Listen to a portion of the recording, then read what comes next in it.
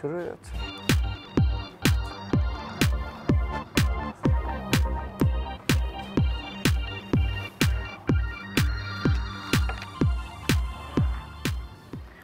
প্রিয় দর্শক, আদালতের আদেশে ভরসা নেই, চলছে কোটা আন্দোলন। অপরদিকে পুলিশের কড়া হুঁশিয়ারি, তারা বলেছে অনেক হয়েছে, আর না।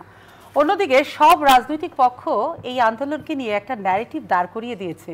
এই রাজনৈতিক প্রতিপক্ষের এই আন্দোলনকে ঘিরে নানামুখী ন্যারেটিভের কারণে এই আন্দোলনে কে যে কার শত্রু আর এই আন্দোলনে কে যে কার বন্ধু হিসাবে বেইমানি করছে সেটা কিন্তু বুঝে ওঠা বড় মুশকিল। তবু আমরা কথা বলতে চাই, শেষটা জানতে চাই, কি হচ্ছে কি হবে। এবং আমরা জানি কোটা বিরোধী যারা শিক্ষার্থী আছে আন্দোলনরত, তারা কিন্তু আগামীকালের তারা কর্মসূচি ঘোষণা করেছে, তারা আর অবস্থান নিচ্ছে না। ৩টা থেকে তারা ৭টা ৮টা পর্যন্ত যে অবস্থান নিত, তারা গণপদযাত্রা করবে এবং মহামান্য রাষ্ট্রপতির কাছে তারা স্মারকলিপি দিবে। আপাতত হচ্ছে এই অবস্থা। আমি সোমা ইসলাম রয়েছে আপনাদের সঙ্গে। আমাদের বিষয় কোটা, কি চাইছে কি হচ্ছে। আজকে আলোচক আমাদের সাথে ৩ জন আছেন। আমাদের সঙ্গে স্টুডিওতে আছেন অ্যাডভোকেট শাহ মঞ্জুরুল হক, সম্পাদক বাংলাদেশ সুপ্রিম কোর্ট আইনজীবী সমিতি, সঙ্গে আছেন সাদ্দাম হোসেন, সভাপতি বাংলাদেশ ছাত্রলীগ, সঙ্গে আছেন রাকিবুল ইসলাম রাকিব, সভাপতি বাংলাদেশ জাতীয়তাবাদী ছাত্র দল। ৩ জনকে স্বাগত জানাচ্ছি। আমি শুরুটা রাকিব আপনাকে দিয়ে করতে চাই। কোটা সংস্কার না বাতিল, কোনটা? আমাদের দাবি হলো কোটা বাতিল। শুধুমাত্র চাচ্ছি যে যারা প্রতিবন্ধী রয়েছে এই কোটা ব্যতীত আর কোনো প্রকার কোনো কোটা থাকা উচিত নয়। কিন্তু রাকিব 18তে চেয়েছিল সংস্কার, এবং তাহলে মাননীয় প্রধানমন্ত্রী তো আদালতে সংসদে দাঁড়িয়ে বলে দিল কোটা বাতিল। তাহলে তো ঠিকই আছে। সংস্কার যারা চাইলো 18তে, এখনো এক পক্ষ যারা আছে আন্দোলন করছে তারাও কিন্তু সংস্কার চাচ্ছে। আপনি বলছেন বাতিল, মাননীয় প্রধানমন্ত্রী সংসদে বলল কোটা বাতিল। তাহলে এটা ভুলটা কোথায়? তাহলে কোনটা আসলে চাইছেন আপনারা? মানে আপনারা বাতিল মানে প্রধানমন্ত্রীর সাথে তো আপনার একমত? আমরা আমাদের ছাত্রদলের যে একটা স্ট্যান্ড রয়েছে সেখান থেকে আমরা বলছি, আমরা তো শুধুমাত্র আপনাদের মানে জেনারেল স্টুডেন্টদের যে আন্দোলন চলমান রয়েছে ওদের একটা দাবি রয়েছে, সেখানে তারা 5% কথা বলেছে, সেখানে ইনক্লুডিং মুক্তিযুদ্ধ কোটা শহরে বলেছে, অর্থাৎ সংস্কার।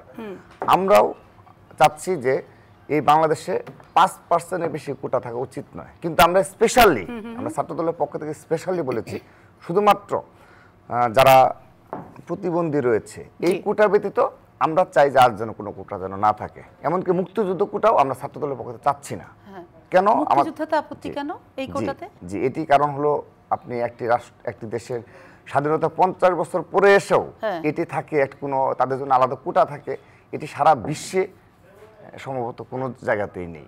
তো সেই কারণে বাস্তবতার কারণে আমরা সেটি বলছি, এবং সাধারণ শিক্ষার্থীদের দাবি এটি আমরা জেনে থাকি। হয়তো ওদের একটু আলাদা একটু থাকতে পারে, ছাত্রদলের পক্ষ থেকে শিক্ষার্থীদের রাকিব দাবি তো হচ্ছে কোটা সংস্কার, আপনারা বলছেন বাতিল। তার মানে সাধারণ শিক্ষার্থীদের দাবি আর আপনাদের দাবির মধ্যে তো দুটো আলাদা পার্থক্য আছে। না, এটা নিয়ে এত ডিটেইলস মানে বিস্তারিত আসলে কিছু নেই। আমরা স্পষ্ট করছি আবারও, সাধারণ শিক্ষার্থীদের এই দাবির প্রতি আমাদের সর্বাত্মক ছাত্রদলের সর্বাত্মক সমর্থন রয়েছে। আমরা সর্বাত্মকভাবে সাধারণ শিক্ষার্থীদের এই দাবির সাথে একমত পোষণ করছি। কিন্তু আপনি যদি আমাদের এজ এ পলিটিক্যাল পার্টি হিসাবে এবং স্টুডেন্ট অর্গানাইজেশন হিসাবে আমাদেরকে জিজ্ঞেস করেন যে ছাত্রদলের স্ট্যান্ড কি, আমরা আমাদের স্ট্যান্ড এটাই বলছি, বাতিল। অবশ্যই বাতিল। শুধুমাত্র প্রতিবন্ধী কোটা থাকবে তাদের জন্য হয়তো সামান্য পরিমাণে, কিন্তু সেটি যেহেতু বাংলাদেশে গণতন্ত্র নেই, এই দেশে শিক্ষা ব্যবস্থা বলেন ধ্বংস করে দেওয়া হয়েছে, প্রতিটি বিশ্ববিদ্যালয় কলেজ ছাত্রলীগের একক নিয়ন্ত্রণে, এবং সেখানে সন্ত্রাসী কার্যকলাপের মাধ্যমে কি করা হচ্ছে বিগত 15 বছরের জেনারেল স্টুডেন্টরা কিন্তু তারা অবগত রয়েছে। সেহেতু আমরা এই বাংলাদেশে যদি কখনো আপনার গণতন্ত্র যখন আমরা ফিরিয়ে নিয়ে আসব, সে সময় আমরা আমাদের মতো করে এইগুলো বাস্তবায়ন করার জন্য আমরা দাবি জানিয়ে যাব। রাকিব, এই যে কোটা বাতিল কে আপনারা বলছেন, আপনারা কোটা বাতিল চান, সেটাতে সাধারণ শিক্ষার্থীদের দাবি তো এই দাবির সাথে আপনারা একমত? আমি বুঝতে পেরেছি যে আপনারা বলছেন ছাত্রদলের শিক্ষার্থীদের যে দাবি রয়েছে সেই দাবির সাথে আমরা পুরোপুরি একমত। কিন্তু আপনি যদি আমাকে ছাত্রদল হিসাবে জিজ্ঞেস করেন, ছাত্রলীগের একটা স্ট্যান্ড রয়েছে, ছাত্রলীগের স্ট্যান্ড হলো না তারা এটাই সম্ভবত এটার পক্ষে আর কি 56% কোটার পক্ষে, সম্ভবত তাদের দাবি ভালো করে জানি না, কিংবা তারা এখন ইদানিং বলছেন সংস্কার, সেই সংস্কার কত পার্সেন্ট সেটা তারা সুনিশ্চিত। আপনাদের দাবির সাথে সাধারণের দাবির সাথে কি ছাত্রলীগের দাবি একমত? না, আমি আপনার বোঝানোর জন্য বলতেছি আপনাকে, সেজন্য আমি ছাত্রদলের পক্ষ থেকে স্পষ্টভাবে বলছি আমরা কোটা বাতিল চাই। এটা আমাদের স্পষ্ট বক্তব্য। কোনো সংস্কার না, কিন্তু আপনারা প্রতিবন্ধী কোটা চান। হ্যাঁ, শুধুমাত্র প্রতিবন্ধীদের জন্য সামান্য পরিমাণ কোটা থাকতে পারে। আমাদের সাথে এই বাস্তবতা সাধারণ শিক্ষার্থীরা, আমি আপনাদের আরেকটি কথা বলি, আজকে সাধারণ শিক্ষার্থীরা যে সংকুচিত পরিবেশে আন্দোলন করতে হচ্ছে, সেই বাস্তবতা আপনার মাথায় রাখতে হবে। আপনি সাধারণ শিক্ষার্থীদের যদি পরিপূর্ণ গণতান্ত্রিক পরিবেশে বলেন, তাহলে তারা ভোটাধিকারের প্রশ্ন আগে তুলবে।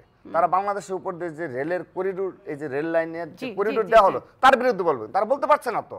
তাহলে সেই বাস্তবতায় তারা কিন্তু এখানে, আপনি বলছে যে তারা 5% কোটা রেখে ওটা কোটা সংস্কার চাচ্ছে, কিন্তু এই বাংলাদেশে যেদিন গণতন্ত্র ফিরে আসবে, আমি নিশ্চিত জেনারেল স্টুডেন্টরা তারা বলবে যে না, তারা কোনো প্রকার কোনো কোটার পক্ষে না, কোনো বৈষম্যের পক্ষে তারা না। গণতন্ত্র নাই, 1% কোনো গণতন্ত্র নেই। তাহলে এই আন্দোলন কিভাবে হচ্ছে? পুলিশ তো কিছু বলছে না। কোনটা? গতকালকে আমরা তার আগের দিন যে দেখলাম রাজপথ দখল করে, রেলপথ দখল করে যে আন্দোলন হচ্ছে, সেটি জেনারেল স্টুডেন্টদের একটি ন্যায্য, এবং এখানে ওদের এই জেনারেল স্টুডেন্টদের দাবির সাথে সমগ্র বাংলাদেশের সাধারণ জনগণের, সারা বাংলাদেশের আপামর জনসাধারণ সমর্থন রয়েছে।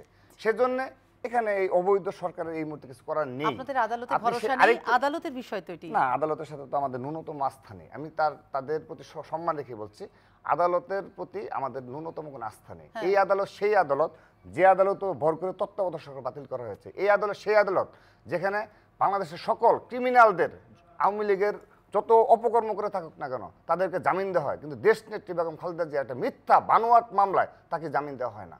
তো এই আদালত সেই আদালত, সেই কারণে আদালতের প্রতি আমাদের দলীয়ভাবে কোনো আস্থা নেই। রাকিব, আদালতে ভরসা নেই, সরকারি ভরসা নাই, এদেশের নাগরিক তো। জি, হ্যাঁ, সেটা নিয়ে তাহলে কারোর না কারোর উপর তো ভরসা রাখতে হবে। না না, এই অবৈধ ফ্যাসিস্ট সরকারের উপর আমাদের 1% কোনো ভরসা নেই। তাহলে এই দাবি কার কাছে? আমরা তো দাবি হাসিনার কাছে, আমি অবৈধ প্রধানমন্ত্রী শেখ হাসিনার কাছে তো আমরা কোনো দাবি। তাহলে বাচ্চারা নেমে কার কাছে দাবি করছে? সরকারের কাছে তাদের আবেদন। আবারও বলছি, জেনারেল স্টুডেন্ট আর ছাত্র দলের রাজনীতি, বিএনপির রাজনীতি, সেটা এক কাতারে দেখলে হবে না। ওরা একটা সংকুচিত পরিবেশে, ঢাকা বিশ্ববিদ্যালয় ক্যাম্পাস সহ বাংলাদেশের সকল ক্যাম্পাসে একটা সংকুচিত পরিবেশে থেকে এই আন্দোলন করতে হচ্ছে। আচ্ছা, আমি সাদ্দাম হোসেন আপনার কাছে যেতে চাই। রাকিবের কাছ থেকে বোধহয় সবভাবে আমরা সব কথা শুনলাম, আপনি কোনটা থেকে শুরু করবেন? এখানে আমরা মনে করছি সাধারণ শিক্ষার্থীদের একটা দাবি 2018 সাল থেকে কোটা নিয়ে হচ্ছে, তাদের ছিল সংস্কার, ছাত্রদলের সভাপতি তাই বলছে বাতিল এই জায়গাতে, এবং এটা একটা রাজনৈতিক মোড়কে টার্ন নিয়েছে। ধন্যবাদ। আমরা বাংলাদেশ ছাত্রলীগ এই বিষয়ে আমাদের সুস্পষ্ট অবস্থান হচ্ছে, আমরা একটি যৌক্তিক সমাধান চাই, এবং আমরা বলেছি আমাদের সংবিধানের আলোকে একটা অন্তর্ভুক্তিমূলক, যুগোপযোগী, দূরদর্শী এবং টেকসই সমাধান চাই।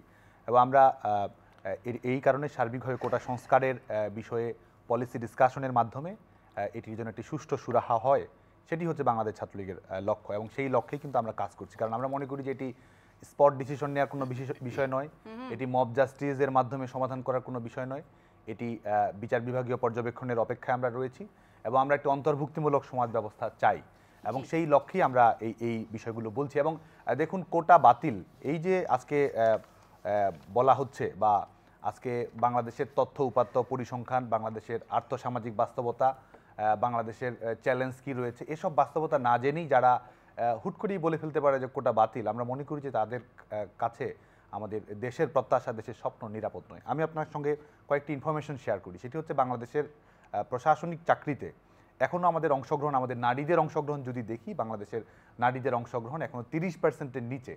সর্বশেষ 2018 সালের পরিপত্র জারি হওয়ার আগে আমাদের প্রশাসনিক চাকরিতে বিসিএসে নারীদের অংশগ্রহণ ছিল 25 থেকে 26%। সর্বশেষ বিসিএসে আমাদের নারীদের অংশগ্রহণ ছিল 20%। 100 জনের মধ্যে 80 জন পুরুষ, 20 জন হচ্ছে নারী। আমরা বলি যে আমরা জেন্ডার সমতা তৈরি করতে চাই। তো জেন্ডার সমতা যখন আমরা তৈরি করতে চাবো, তখন তো অবশ্যই আমাদের এমন একটি অন্তর্ভুক্তিমূলক নিয়ম চালু করতে হবে, যেই নিয়মের মাধ্যমে আমরা নারীদের অংশগ্রহণটি নিশ্চিত করতে পারবো।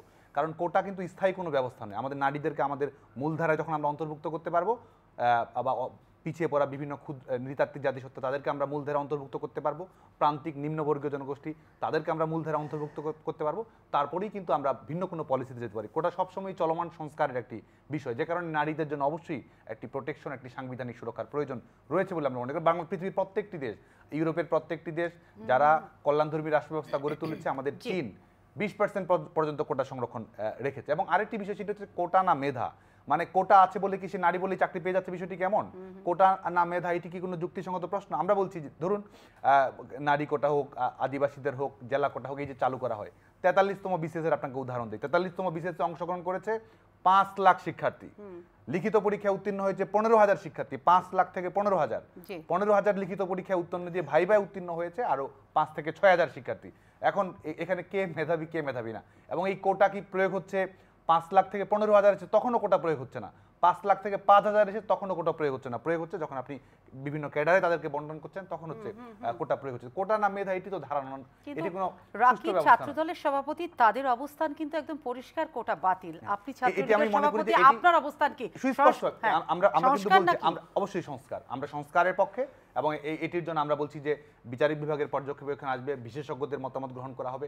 এবং আমরা কারা এখানে? শুধুমাত্র তো আমরা আজকে শাহবাগে কয়েকজন বসে, তারা কি পার্বত্য চট্টগ্রামের চাকমা, মারমা তার প্রতিনিধিত্ব করে?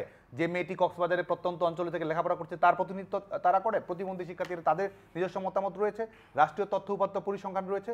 আমরা মনে করি যে এটি সুচিন্তিত, এটি সুসংহত, দূরদর্শী, টেকসই, যুগোপযোগী সমাধান প্রয়োজন। সেটির কারণে সেখানে আপিল বিভাগের যে শুনানিটি রয়েছে সেটি শেষ হওয়ার পরে তার একটি পর্যবেক্ষণ বা রায় আসবে, বিশেষজ্ঞরা মতামত দিবে, আমাদের প্রতিনিধিত্বমূলক সরকার তার জায়গা থেকে কথা বলবে। এবং অবশ্যই আমরা মনে করি যে কোটার সংস্কারের মাধ্যমে এটির সমাধান সম্ভব। আরও কয়েকটি তথ্য বলি যে আজকে যে বাতিল করা হচ্ছে, তার মানে কি আমরা নারীদের অগ্রগতির বিপক্ষে, নারীদেরকে মূলধারায় নিয়ে আসার বিপক্ষে কি আমরা? বা আমরা কি জেন্ডার সমতা চাই না? আমরা কি ইনক্লুসিভ কোনো সোসাইটি চাই না? আমাদের বিসিএস পুলিশে আজকে দেখুন 4 জন, 100 জনের মধ্যে 4 জন নারী অংশগ্রহণ করতে পেরেছে। বাংলাদেশে সর্বশেষ যে বিসিএস পরীক্ষা হয়েছে সেখানে 18টি জেলায়, সর্বশেষ বিসিএস আরো বেশি 24টি জেলায় বিসিএস পুলিশ থেকে কেউ সেই জেলা থেকে কোনো প্রতিনিধিত্ব আমরা তৈরি করতে পারিনি। তার মানে আমাদের এখনো আঞ্চলিক যে ডিফারেন্স রয়েছে সেটির বাস্তবতা। তার মানে কথা পরিষ্কার, আমি আসবো, তার মানে আপনারা চাচ্ছেন সংস্কারের দিকে, ওরা বলছে বাতিল।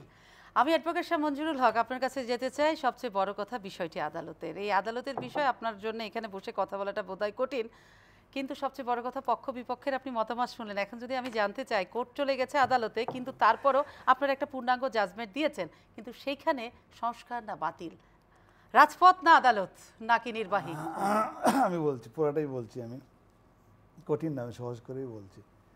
আর হলো, আমি রাফির প্রথম 2টা প্রশ্নের উত্তর দিই। একটা হচ্ছে আদালতের প্রতি আস্থা নাই, রাফি যেভাবে বলেছে খুব সরাসরি, এটা একদমই কন্টেম্প্ট অফ কোর্ট। এটা কোনো একটা দেশে বসে, গণতন্ত্র নাই, এটার উত্তর পরে দিচ্ছি, কোনো একটা দেশে বসে যেখানে বিএনপির সব আইনজীবীরা প্র্যাকটিস করছে, বিএনপির সব আসামিরা অ্যান্টিসিপেটরি বেইল পাচ্ছে, বিএনপির সব আসামিদের জামিন হচ্ছে, খালাস পাচ্ছে, তারপরেও যদি বলা হয় যে আদালতের প্রতি আস্থা নাই, সেটা খুবই অবজেকশনেবল একটা কথা। এইভাবে কেউ কথা বলে না, নাম্বার 1। নাম্বার 2, গণতন্ত্র নাই, এটা হলো বিএনপি ইলেকশনে অংশগ্রহণ করে না বিধায় তারা গণতন্ত্র দেখতে পারে না।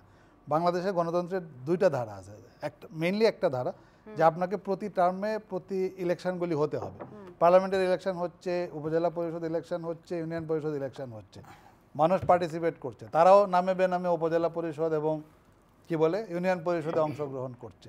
পার্লামেন্ট ইলেকশনে ওনারা আসবে না, তাহলে গণতন্ত্র নেই, এটা এক কথায় বলা যাবে? ওনারা অংশগ্রহণ করছে না, সেটা ওনাদের ব্যাপার। গণতন্ত্র কখন থাকে না? যখন 5 বছরের ইলেকশন 5 বছরে হয় না, 2 বছরের ইলেকশন 3 বছরে হয় না, কোনো একটা টার্ম, বা তারা তো এটাই চায়, অংশগ্রহণ না করে কোনো ইলেকশন হবে না, সামরিক সরকার আসবে অথবা একটা তত্ত্বাবধায়ক সরকার আসবে, যেটা অসাংবিধানিক। রাজনীতির ভাষা তো ভীষণ সহজ, রাজনীতির ভাষা তো এত সহজ না। আপনি সরাসরি বলে দিবেন আমার দেশে গণতন্ত্র নাই, আদালতের প্রতি আস্থা নেই, এটা স্ট্রেট ফরওয়ার্ড বলার কোনো সুযোগ নেই। নাম্বার 2। 3 হচ্ছে আবার কোটা ব্যবস্থায় আসি। আদালতের প্রতি যেহেতু আস্থা নাই, তাহলে আদালতের ইস্যু, আদালতকে তো সিদ্ধান্ত দিতেই হবে। এখন দিতে গেলে যেটা হয়েছে, বিষয়টা আমি 3টা স্টেপে বলি। একটা হচ্ছে, প্রথম তো কোটা প্রথা বাতিল হলো 18 সালে, সেই বাতিলের বিরুদ্ধে মুক্তিযোদ্ধার সন্তানরা রিট পিটিশন ফাইল করলো। সেই রিটে কোটা প্রথা বাতিলটাকে অকার্যকর ঘোষণা করা হলো। তার মানে কোটা প্রথা বাতিল থাকলো না, কোটা প্রথা আবার চলে আসলো। কয়দিনের জন্য আসলো? 1 সপ্তাহ আগে রায় হলো, 1 সপ্তাহ পরে অ্যাপিলেট ডিভিশনে মুভ করা হলো। সরকার পক্ষই কিন্তু অ্যাপিলেট ডিভিশন গেল, সরকার পক্ষের মামলাটা নট টুডে করাতে আমাদের একদিনই শুনানি হয়, 1 সপ্তাহ পিছিয়ে গেল। ইন দি মেইন টাইম আমাকে বলা হলো একটা লিভ পিটিশন ফাইল করার জন্য, 2 জন সাধারণ শিক্ষার্থী, 3 জন সাধারণ শিক্ষার্থী আসলো, তাদের পক্ষে আমি একটা আপিল ফাইল করলাম। সেখানে বুধবার দিন আদেশ হলো। বুধবারে আদেশ হচ্ছে যে হাইকোর্ট ডিভিশনের যে জাজমেন্টটা হলো, সেই জাজমেন্টটা মোটা দাগে আমি বলতে পারি স্থগিত থাকবে। স্ট্যাটাস কো দিল এবং বললো যে high court judgement shall remain inoperative, মানে কোনো কার্যকরতা থাকলো না। তাহলে কোথায় গেল? কোটা প্রথা থাকলো না। এখন তো অ্যাটলিস্ট 4 সপ্তাহের জন্য দেয়ার ইজ নো কোটা প্রথা। 18 সালে যে প্রজ্ঞাপন, সেটা ফেরত আসলো। যারা আন্দোলনকারী তারা রায় পাওয়ার পরে আমি যতদূর জানি বললো আমরা 1-1.5 ঘন্টা পরে সিদ্ধান্ত জানাচ্ছি। তখন তাদের মধ্যে মতবিরোধ হলো যে কি করবে আন্দোলনটা। ইস্যুটা হলো আন্দোলনটা জমে গেছে শাহবাগে, তো শাহবাগে যেহেতু আন্দোলনটা জমে গেছে এটাকে জিয়ে রাখতে হবে। তাহলে জিয়ে রাখতে হলে কি হবে, ঠিক আছে আন্দোলনটা চালিয়ে যাই। চালিয়ে যাওয়া যখন সিদ্ধান্ত হলো তখন তারা তাদের দাবির পরিবর্তন করলো। পরিবর্তনটা কি? পরিবর্তনটা হলো যে আমরা কোটা বাতিলও চাই না, কোটা থাকুক সেটাও চাই না, কি চাই? মাঝামাঝি চাই, সংস্কার চাই। আচ্ছা ঠিক আছে, এই পর্যন্ত থাকলো। থেকে তারা বৃহস্পতিবার কর্মসূচি দিল। বৃহস্পতিবার বিকালে ওই যে কোর্ট রায় দিয়েছে সেই কোর্টে আমার অন্য মামলা হিয়ারিং ছিল। কোর্টই আমাকে বললো আপনি তো গেছেন অ্যাপিলেট ডিভিশনে, আমি তো রায়ের অপারেটিভ পার্ট দিয়ে দিয়েছি। আমি ভেরি গুড, আমি তাহলে আপনার মামলা শেষ করি, অপারেটিভ পার্ট। তো ইন দি মিনিটে আপনাদের সাংবাদিকরা আমার অলরেডি হোয়াটসঅ্যাপে পাঠিয়ে দিয়েছে অপারেটিভ, না পূর্ণাঙ্গ না, এটা কিন্তু অপারেটিভ। আচ্ছা, হ্যাঁ, অপারেটিভ পার্টটা পাঠিয়ে দিল। তো অপারেটিভ পার্ট পাওয়ার পরে রাত্রে আবার আমার টকশো ছিল, যারা আন্দোলনকারী তাদের একজনের সাথে সে ছিল। তো তার কথা হলো না আমরা 90% হ্যাপি এই জন্য যে এই হাইকোর্টের যে আদালতের অপারেটিভ পার্টটা আছে ওখানে বলা হয়েছে যে কোটাপোতা থাকবে, বাট সরকার সিদ্ধান্ত নিয়ে এটা কমাবে কি বাড়াবে সেই সিদ্ধান্ত দিবে। এখন তারা সরকারের সিদ্ধান্তের জন্য আন্দোলন করবে। Okay fine.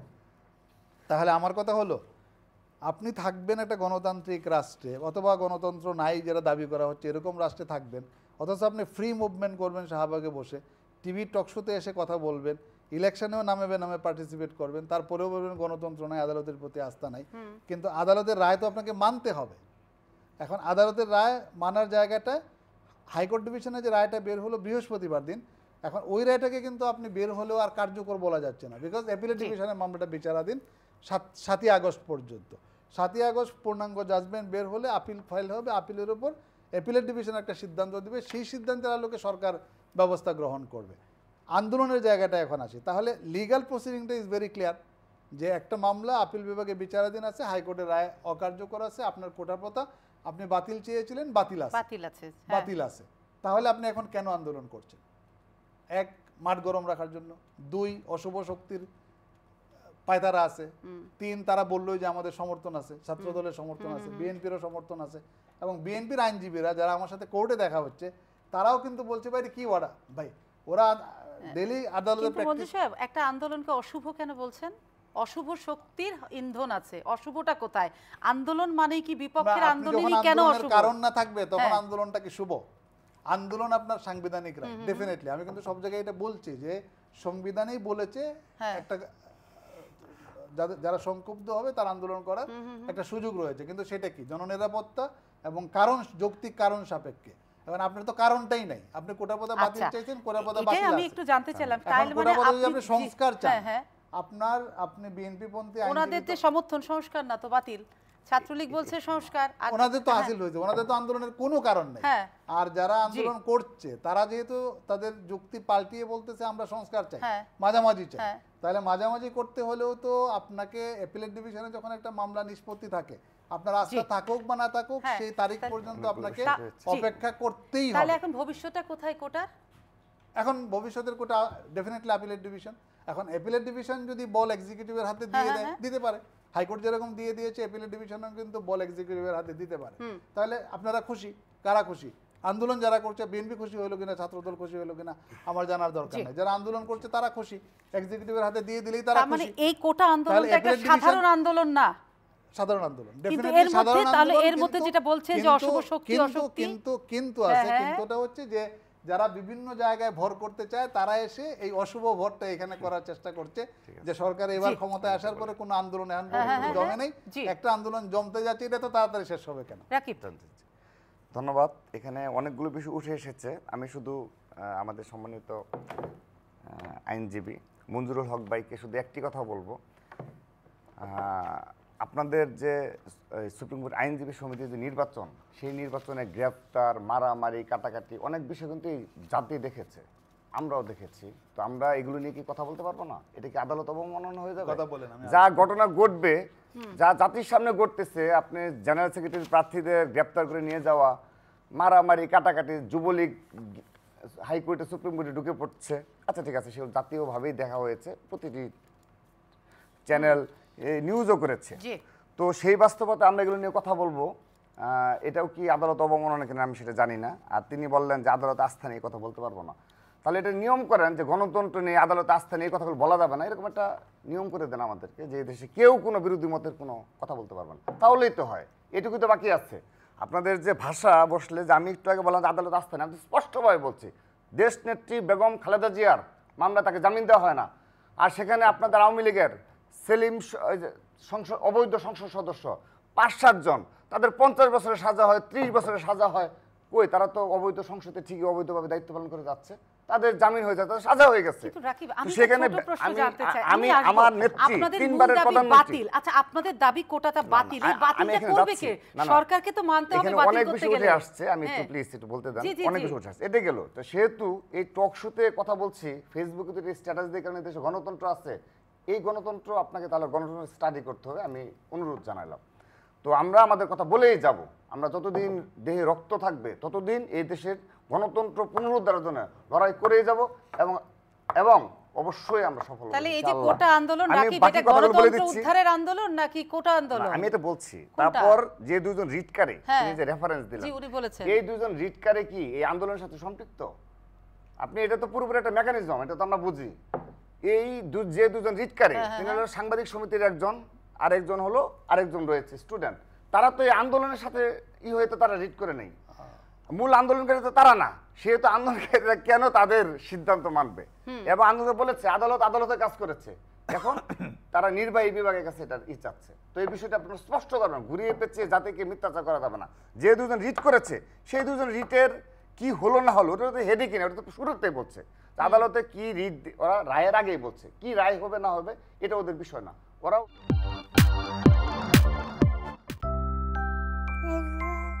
নিরাপত্তার গল্পটা আমরা বুঝি, আমরা বুঝি ধারা নেতৃত্বে নেই। আমি এখন আসি আমার জনাব সাদ্দাম হোসেন যে বিষয়গুলো বলেছেন, যে কোটা কেন রাখতে হবে, নারী শিক্ষা, জেলা কোটা। এখন যখন কোটা এসেছে, এখন তাদের মুখে অনেক প্রশ্ন, এখন তারা জেলা পিছিয়ে আছে অনেক, নারী শিক্ষা পিছিয়ে আছে। আর আপনি এই অবৈধ সরকারের প্রধানমন্ত্রী, তাদের নেত্রী, আপনি শেখ হাসিনা দেখবেন প্রতিদিন এই নারী শিক্ষা নিয়ে বলে তারা নারী শিক্ষা উন্নত করতে করতে কানাডা বানাই ফেলছে, এবং নারীদের এই দেশে একজন নেই, এরা 15 বছরে এতগুলো কাজ করছে। এখন আমি শেষ করে দিই, 21 বছর তো আপনারাও ছিলেন। আমি আমারটা শেষ করে নেই, আমি আমার বক্তব্য দিই। তো এখন যখন কোটার প্রশ্ন আসছে, এখন তাদের নারী কোটা লাগবে, নারীরা পিছিয়ে আছে। তো এত 15 বছরে পরপর 3 টার্ম ক্ষমতা আসে, কিসের উন্নয়ন হলো দেশের?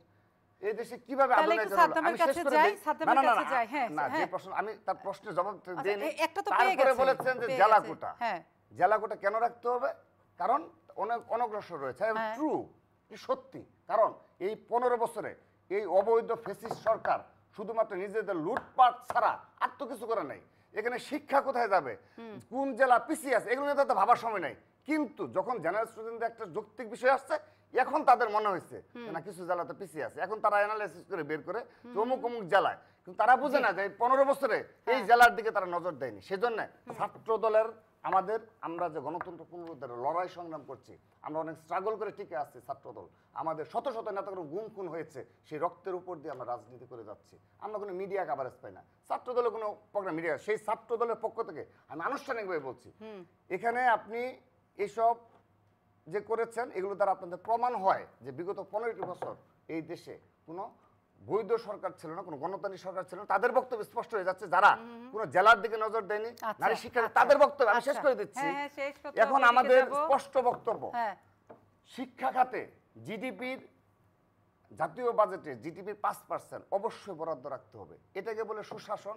এবং আপনি অপর কান্ট্রি দেখেন, তারা প্রতি বছর এটা বাড়ায়। তো 15 বছরের আজকে শিক্ষা খাতে জিডিপির কত পার্সেন্ট করা হয়? আপনি নারী শিক্ষা বলেন, জেলা বিভিন্ন জেলা শিক্ষাদের পিছিয়ে আছে, কারণ জিডিপিতে আপনি অপর যারা আপনাদের অবৈধ ক্ষমতা টিকে রাখে, আপনি সেখানে আপনি বরাদ্দ বাড়ান। আর শিক্ষা খাতে 1.69 জিডিপি আপনি বরাদ্দ। সাদ্দামের কাছে যাই, সাদ্দামের কাছে যাই, রিসোনার কাছে জমেছে অ্যানালাইসিস করার করছি। স্টুডেন্ট পলিটিক্স শুধুমাত্র একটি ভোটচুর, একটা ভোটারবিহীন সরকারের জন্য আজ্ঞাবহ হিসাবে আমরা দায়িত্ব পালন না করি।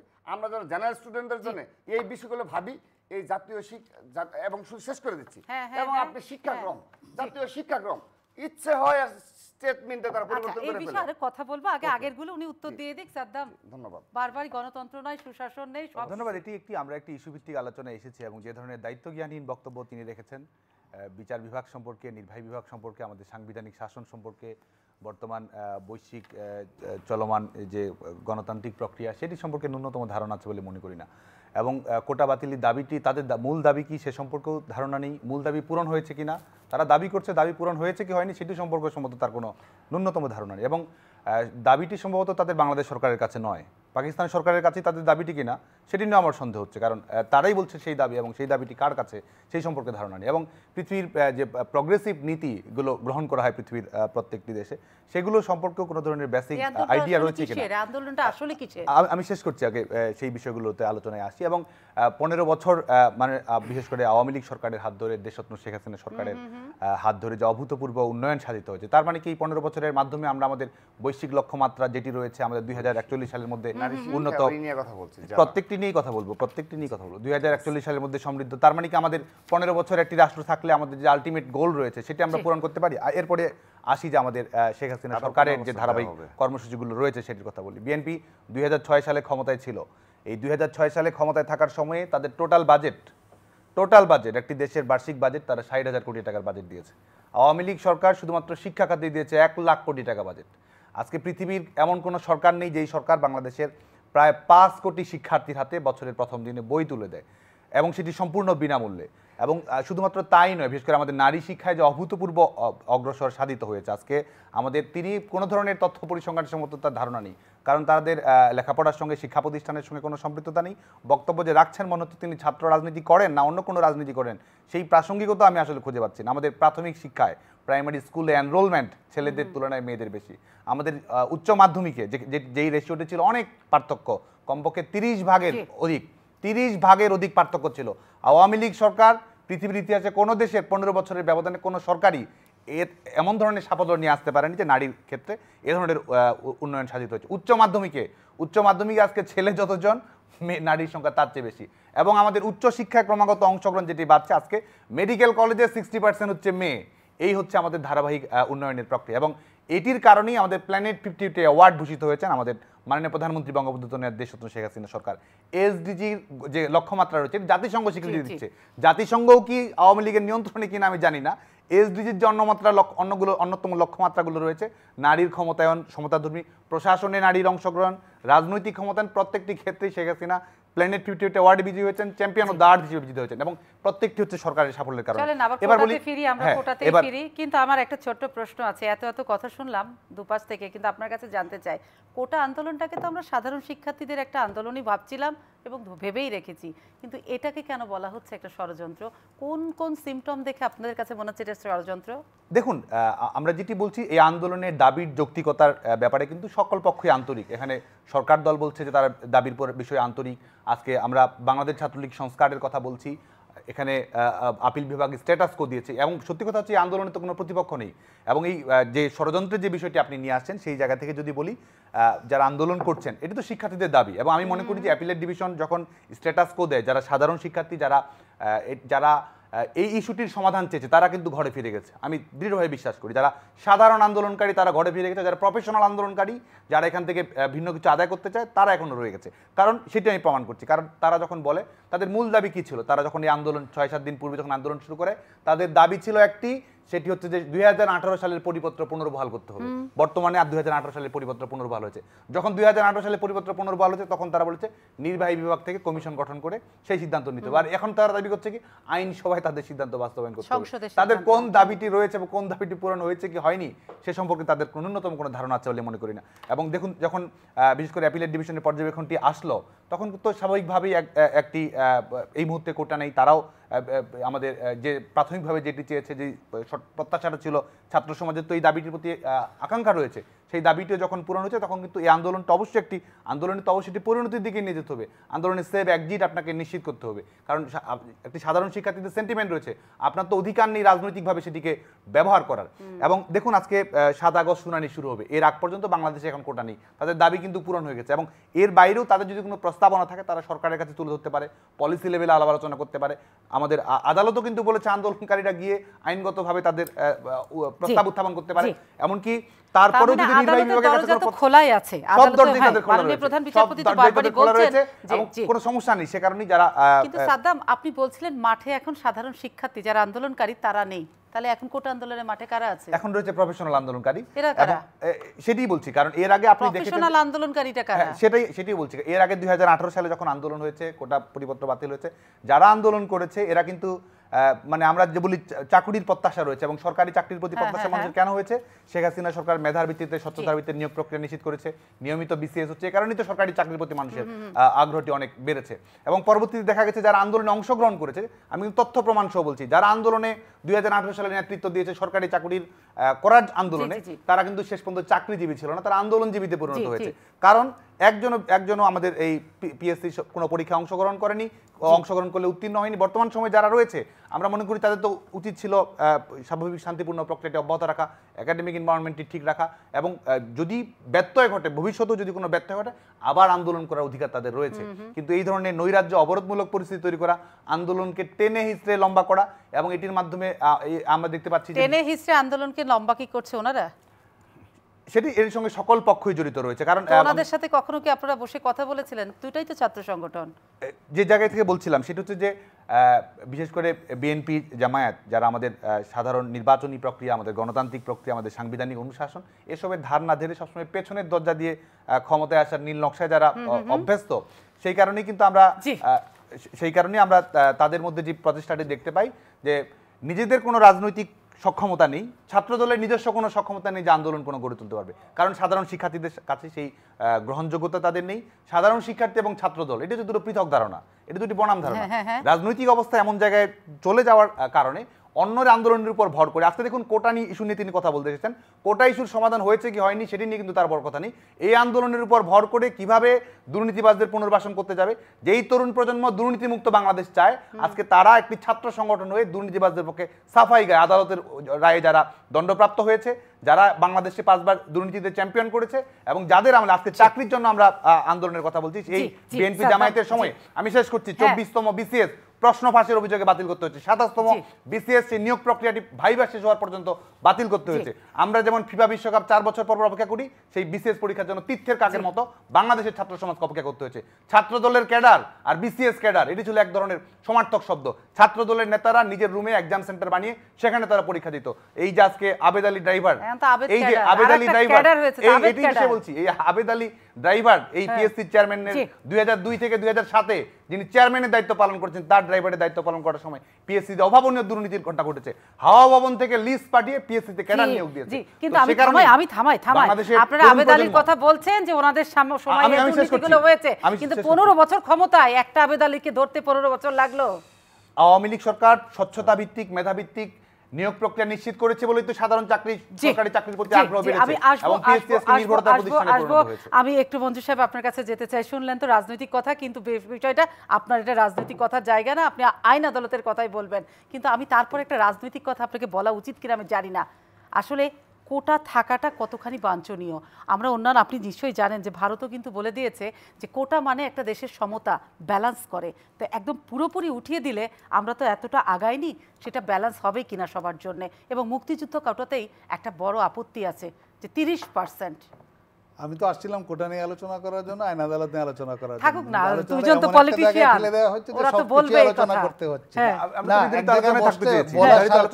বলার স্বাধীনতার জায়গাটা অন্তত বজায় রাখতে হয়। আমি সুপ্রিম কোর্ট বারের ইলেকশনটা নিয়ে একটু বলি, যেহেতু এখানে আমাকে সরাসরি এলিজ করা হয়েছে। ওনার প্রিয় ব্যারিস্টার রুহুল কুদ্দুস কাজল সাহেব আমার সাথে ইলেকশন করেছিলেন। এবারের সুপ্রিম কোর্ট বারের ইলেকশন সর্বোচ্চ সুষ্ঠু নির্বাচন হয়েছে। ব্যারিস্টার মাহবুবুদ্দিন খোকন এবং রুহুল কুদ্দুস কাজল দুইজনে ইলেকশনের পরে বিবৃতি দিয়েছেন মিডিয়ার সামনে। বিবৃতি দেওয়ার পর রাত্রে, ওই যে বললাম আরেকজনের ঘাড়ে চাপার অভ্যাস ওনাদের, নাহি সুলতানার যদি যখন ভোট বাক্স চুরি করার ধান্দায় গেল, তখন রুহুল কুদ্দুস কাজল ভিডিওতে আছে, আপনাকে ভিডিও কিন্তু শেয়ার করে দিব। নাইসুদারা জুতি তো আপনাদের না না না, আমাকে দেয় নাই। রুহুল কুদ্দুস কাজলের এই যার কথা অপকর্ম, বলছেন, ভোট জ্যোতিকে বাক্স পরামর্শ চুরি। দিয়ে রাকিবও ভোটের তো বাক্স বলছে চুরি চুরির করে কথা, নেওয়ার ওই জন্য, জ্যোতিও তো ভোটের চুরি বাক্স করেছে। চুরি করে নিয়ে জি। যাওয়ার জন্য জি বলে, জ্যোতিকে আমার বলতেছে, ধন্যবাদ। মাহমুদ্দিন হ্যাঁ। খোকনকে বলতেছে, আমি এটাই বলেছি। খোকন ভাই আপনাকে হেল্প করতে হবে, জ্যোতিকে হেল্প করতে হবে ভোট বাক্সগুলি চুরি করার জন্য। হ্যাঁ that is the statement of Ruhul Quddus Kajal, যার পক্ষে উনি গণতন্ত্রের কথা, আইনের শাসনের কথা, নির্বাচনের কথা বলতে এসে সাফাই গাচ্ছেন ব্যারিস্টার রুহুল কুদ্দুস কাজলের পক্ষে। আচ্ছা আপনি খবর রাখেন, ইলেকশনের খবর রেখেছেন, আপনি মিথ্যা কথা করে এত সুন্দর করে বলতে চান কেন? না, এই না, হলো না, প্রথম। আপনি দ্বিতীয়ত আছেন হচ্ছে, আইনজীবী, একটু শান্ত ভাষায় বলতে আপনি হবে। যেটা ভাষায় বলছেন আমি ঠিক না না না, ওরকম আমি এটা অবৈধই বলবো। আপনার এটা অবৈধ কথা বলবো। শক্ত বলবেন না। না না না, বললে আপনি অবৈধ বলতে কথা পারবেন। শক্ত না না বলবেন। না, আমি তো বললাম অবৈধ প্রধানমন্ত্রী, অবৈধ সরকার। আপনি থাকেন কেন অবৈধ অবৈধ সরকারের কেন অধীনে? থাকবো? থাকেন কেন? এটা কারো বাপের থাকেন দেশ কেন না। অবৈধ কারো সরকারের বাপের অধীনে? দেশ না তো। আমার যে অবৈধ বাপের- সরকার আছে, সরকারের আমার অধীনে থাকেন বাপের কেন? জায়গার উপর আমি থাকি আজীবন। তার সাংগঠনিক সভাপতি, আপনার তো তারপর আরো দায়িত্ব ছিল ন্যূনতম অবশ্যই। স্বাধীনতা থাকা উচিত। বলেন, ন্যূনতম আপনি যদি- স্বাধীনতা আপনি- থাকা না না উচিত, না, কথা আপনি বলেন। যদি এই স্টাইলে বলেন তাহলে কি হয়? তারপর হচ্ছে, আচ্ছা আচ্ছা রাকিব, আর আমরা এবার একটু মন্ত্রী কোথায় আসি? সাহেবের এবার কাছে কোথায় আপনার আসি? সময় আপনি নোট করে না, না, ফেলেন, না। এবার সব এগুলা কোথায় আসি? কাউন্টারে আপনার যাবে। কথা সময় তিনি কোনো যদি কথা এইভাবে বলবেন। এই এবার- স্টাইলে এবার যদি কোথায় বলেন আসি? তাহলে তো হয় না। এবার কোথায় আসি? হবে না কেন? আপনি যখন জুড়ে বলেন তখন হয়, আমি বললে হবে না কেন? আচ্ছা না, না, আপনি আমাকে সময়, indicate করছেন। আপনার যখন টান আসে তখন বলেন। আমি তো আপনাকে ইন্ডিকেট করি আচ্ছা আচ্ছা আমরা একটু আপনার একজন যখন একজন টান করে আসবে শুনি। আমি তখন তো বলবো। হাইকোর্ট নিয়ে বলছি, আমি তো আপনার নাম নেব। আমাকে কেন বলবেন? হাইকোর্টে আমি সরাসরি। সম্পাদক। না না না, আপনি তো রাকিব নিয়ে হাইকোর্টে বলবেন। আমি সম্পাদক। না না না, তাহলে আপনাকে গায়ে লাগবে কেন? আমি তো পুরো হাইকোর্টে system আমি নিয়ে এখন বলছি। সম্পাদক। আমি তো পুরো সিস্টেম নিয়ে বলছি। আমি এখন সম্পাদক আমি হাইকোর্টে, যা- এই জন্য আমার গায়ে আমি তো লেগেছে। আপনার নাম বলি নাই। আচ্ছা জি মন্ত্রী তারপর সাহেব আমরা কোটা আলাপটা নিয়ে শেষ- বলছি, আগাই, কোটা নিয়ে আগাই। বলছি। কোটা থাকা এই জন্য দরকার, যেটা বললো যে হ্যাঁ। মাননীয় প্রধানমন্ত্রী অনেক উন্নতি করেছেন, এখন মেয়েদের কোটা কেন লাগবে? সবাই তো আর সময় ইসলাম না, সবাই তো ওনাদের মতো ওই মেধার বলে যেতে পারে না। মেয়েদের, আমি যেটা বলছি যে ওই যখন কোটা প্রথা ছিল, মেয়েদের কোটা বলেন, মুক্তিযোদ্ধার কোটা বলেন, ডিস্ট্রিক্ট কোটা বলেন, প্রতিবন্ধীর কোটা বলেন, তাদের কোটা প্রথায় তাদেরকে চাকরিটা কখন দেওয়া হয়? যখন সে ভাইভায় পাস করে, যখন রিটেনে পাস, প্রিলিমিনারি পাস করে, রিটেনে পাস করে, ভাইভায় পাস করে, তখন একটা ডিস্ট্রিক্ট ওয়াইজ কোটা তাদেরকে জি। দিতে হয়। এখন ধরেন ভারত তো কম উন্নত না, ভারতেও এখন পর্যন্ত 10% কোটা প্রথা আছে। আছে, তাদের জি। বিভিন্ন যে পিছিয়ে পড়া জনগোষ্ঠীর জন্য জনগোষ্ঠীর 10% জন্য কোটা আছে। ইভেন ইউরোপের বিভিন্ন রাষ্ট্রে কোটা, কালকে আমি একটা ইন্টারন্যাশনাল টক শোতে জয়েন করেছিলাম, সেখান থেকে অনেকগুলি ইনফরমেশন দেওয়া হয়েছে যে সব রাষ্ট্রেই কিন্তু এই কোটা প্রথাটা রয়ে গেছে। সুতরাং বাংলাদেশেও আমরাও বলছি না যে এই যে কোটা প্রথা এখন আছে সেটা থাকুক। আন্দোলনকারীরা যেরকম সংস্কারের কথা বলছে, আমরাও কিন্তু সেখানে সংস্কারের কথা বলছি, ছাত্রলীগও সেখানে সংস্কারের কথা বলছি। ওনারা শুধু বাতিলের কথা বলছেন, কারণ ওনারা তো গণতন্ত্র শিখিয়েছেন হানা ভোট দিয়ে, গণতন্ত্র শিখিয়েছেন 21শে আগস্টের গ্রেনেড হামলা দিয়ে, গণতন্ত্র শিখিয়েছেন পুরা ইয়াজউদ্দিন সরকারকে কি বলে তত্ত্বাবধায়ক সরকারের 5 নম্বর সরকারকে তত্ত্বাবধায়ক সরকার বানিয়ে, গণতন্ত্র শিখিয়েছেন কি বলে তত্ত্বাবধায়ক সরকার উঠিয়ে দিয়ে, বললো না আদালত উঠিয়ে দিয়েছে, তত্ত্বাবধায়ক সরকারের বিচারপতির বয়স বাড়িয়ে 5টা ইন্ডিকেট বললাম যে গণতন্ত্র তারা এইভাবে রক্ষা করতে চেয়েছিলেন। সেই গণতন্ত্র মাননীয় প্রধানমন্ত্রী এখন ফিরিয়ে এনেছেন। সুতরাং এই গণতান্ত্রিক রাষ্ট্রের সরকারের দায়িত্ব হচ্ছে যারা অনগ্রসর জাতিগোষ্ঠী বা যারা পিছিয়ে আছে, মহিলা কোটা সহ, ডিস্ট্রিক্ট কোটা সহ যত কোটাগুলি আছে, সেই কোটাগুলিতে প্রপার ডিস্ট্রিবিউশন করে তাদের চাকরির সম্ভাবনা নিশ্চিত করা।